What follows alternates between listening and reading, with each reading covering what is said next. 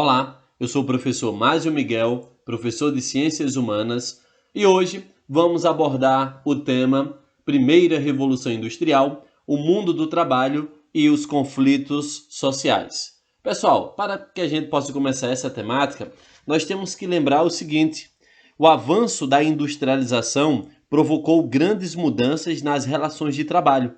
Com a introdução das máquinas, houve uma diminuição no número de trabalhadores necessários para a produção das mercadorias.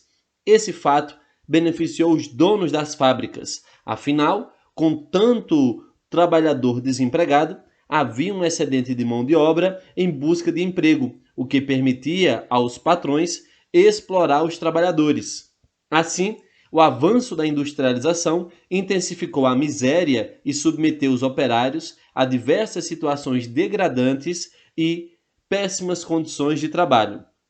Diante dessa situação, quando a gente olha para o mundo do trabalho, nós já identificamos fábricas quentes, úmidas, abafadas e poluídas. Como você pode observar na imagem, você observa que ela é mal iluminada, temos aí uma fonte de calor perto das pessoas.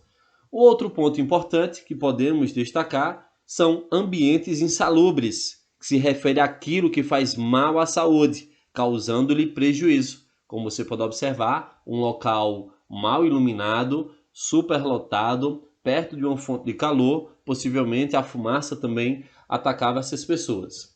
Um terceiro ponto que podemos dar destaque são os baixos salários, sobretudo para mulheres e crianças. Os patrões preferiam contratar mulheres e crianças por considerarem seres inferiores.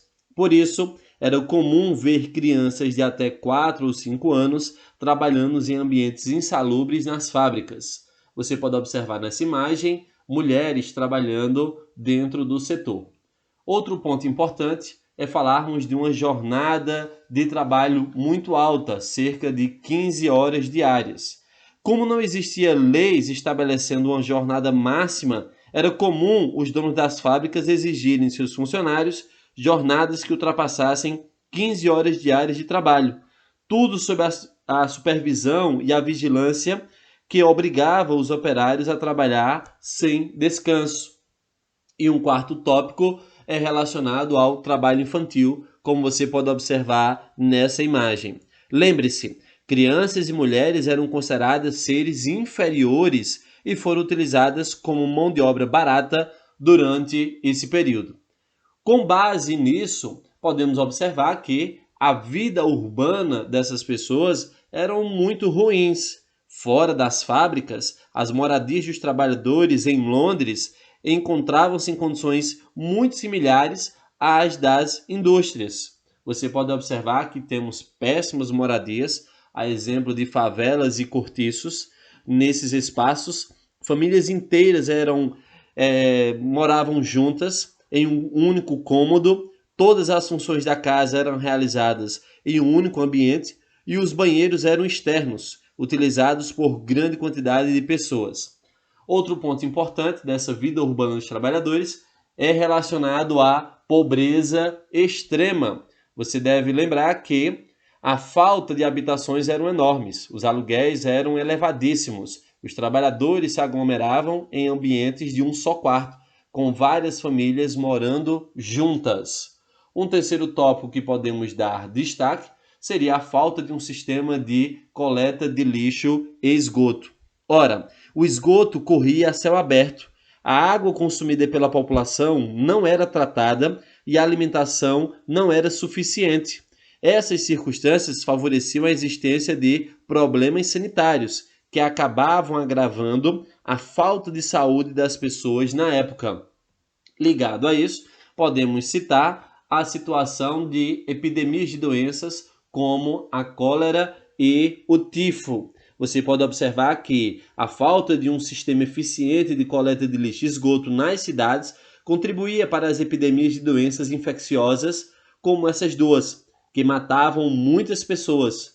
Tudo isso ajudava para o nosso próximo tópico, que é relacionado a uma redução da expectativa de vida da população. Então você pode observar que tanto o ambiente nas fábricas como o ambiente de moradia, eram péssimas, o que vai levar a esses trabalhadores a resistir a essas situações.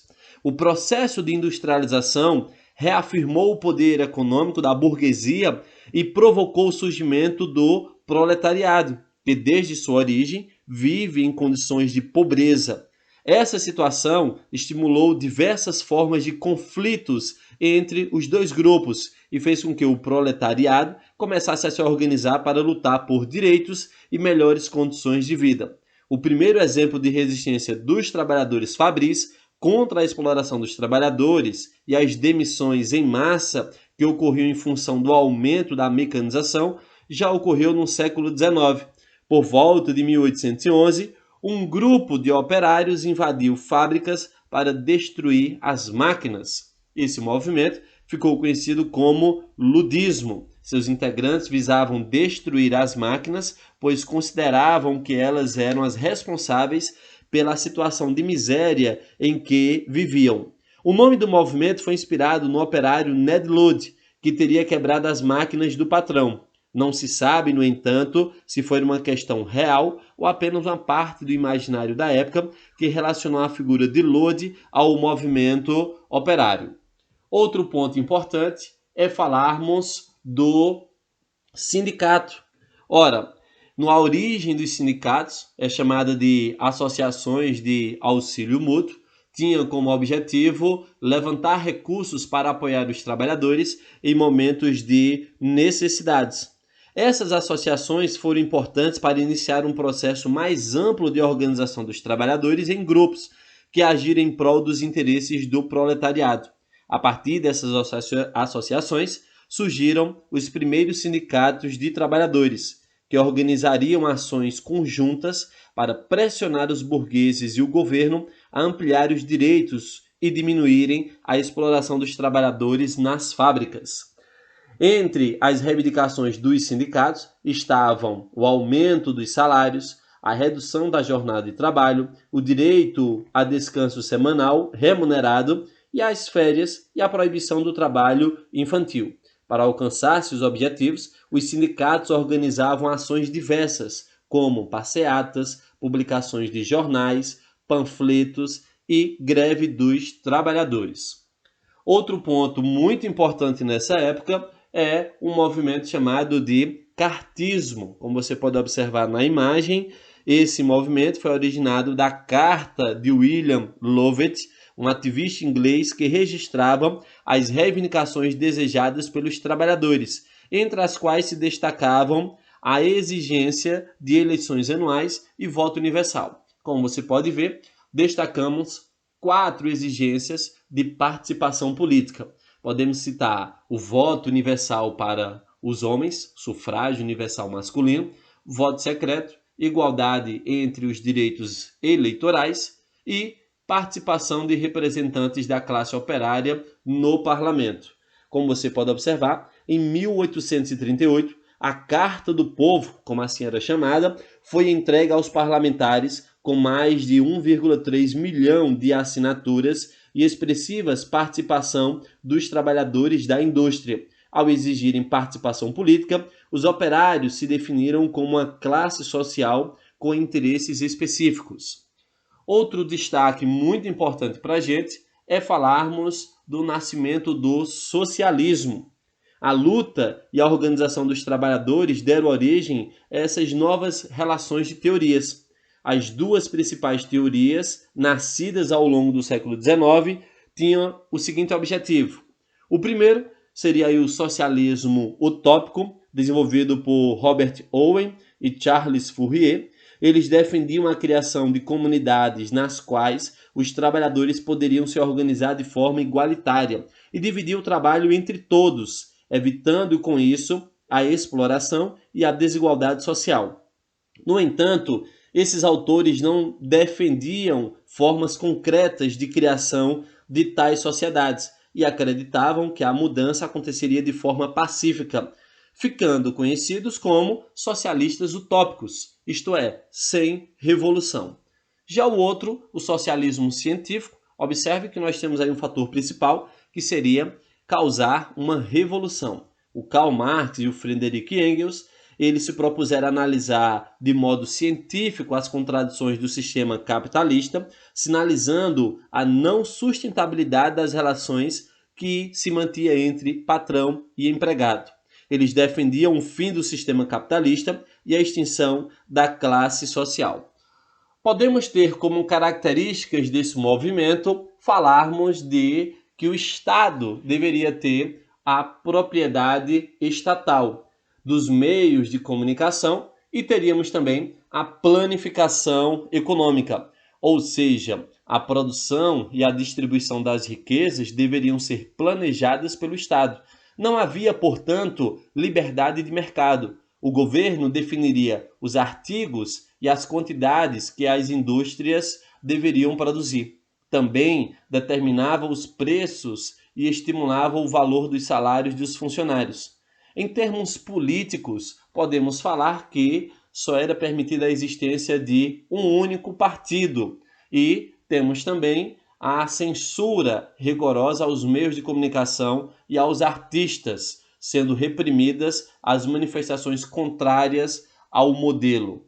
E temos também que eles vão propor a garantia dos direitos básicos à população, acesso à educação, à saúde, a transporte, moradia e assim por diante.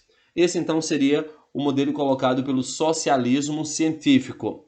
E temos também aí o símbolo deles, que seria a união do trabalhador urbano e rural, a foice e o martelo. Outro movimento importante que nós temos é falarmos do anarquismo, tendo aí como principal referência acabar com o Estado, acabar com a propriedade privada e ter uma sociedade baseada em comunidades. Os principais pensadores anarquistas do século XIX foram Mikhail Bakunin e o Kropotkin. Assim, a exploração dos trabalhadores no século XIX tiveram origem diversas formas de organização dos trabalhadores e teorias que defendiam maneiras de transformar a sociedade e diminuir ou acabar com a desigualdade social. Tanto o modelo de organização dos trabalhadores em sindicatos quanto as teorias socialistas e anarquistas influenciaram muitos outros movimentos a partir do século XIX até o presente, estimulando a luta por direitos e por justiça social em todo o mundo.